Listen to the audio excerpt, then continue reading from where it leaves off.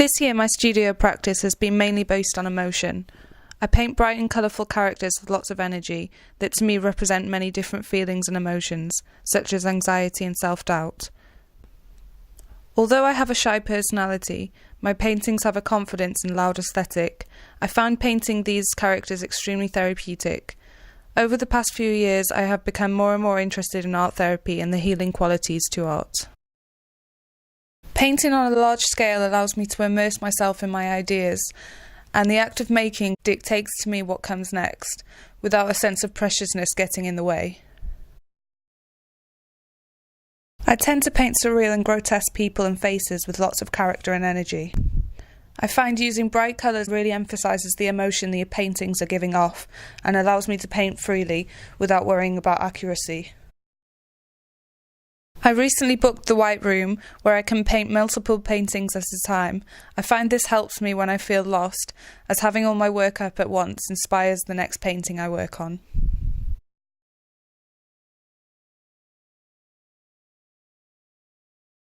I loved his drawings most of all. I think that they received some of the most attention, his own personal attention, because he would sit in front of the television and just like draw and draw and draw and crosshatch for hours, from books, from objects, from memory, just words that were coming in from television or radio, or something somebody said, or something in his mind, a poem. And that they received an enormous amount of work.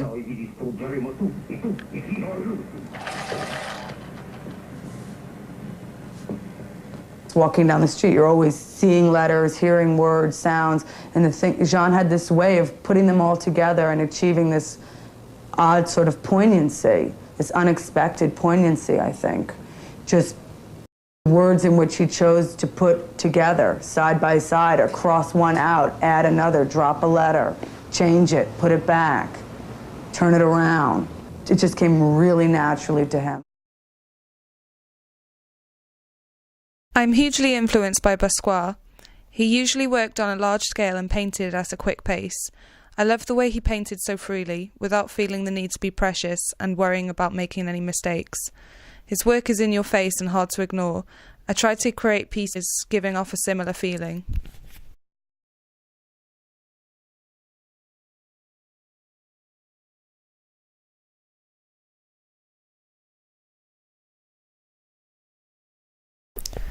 Michael Nedjar and his dolls are also an influence to my studio practice. Nedjar became interested in fabric early on. His father was a tailor who made dresses for dolls, and he would help his grandmother sell old rugs at the flea market. Therefore, his dolls also represent the memory he has of his childhood. While in Mexico, he began experimenting with LSD and had visions of magical dolls. Later he began to suffer with chronic depression and found recreating these dolls out of rags was extremely therapeutic. The idea of creating your own characters as a form of therapy really resonates with me and inspires my practice.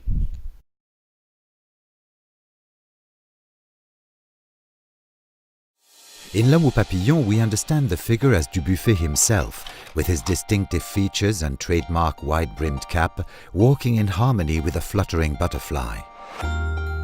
Butterflies were a recurring theme for Dubuffet, who often applied their wings directly onto his canvases. L'Homme au Papillon reflects the same kaleidoscopic color of these pieces and invites a dialogue between abstraction and figuration, imagination and reality. Dubuffet was a French painter and sculptor. He coined the term art brut, now commonly known as outsider art, for art produced outside the art world, such as psychiatric patients, prisoners and children. He challenged traditional standards of beauty and created pieces with what he believed to be a more authentic and humanistic approach.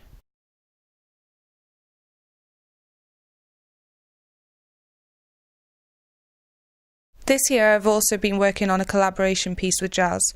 Both Jazz and I are interested in the therapeutic and healing side of art. We're going to create a memory jar where we will collect lots of different things that are either sentimental to us in some way or just something we find aesthetically pleasing, similar to how Nedjar's dolls had a sentimental value. We're going to display what we collect alongside a video of the small comforts we do that we find therapeutic or to cope with any different emotions, such as picking off nail varnish or playing with string.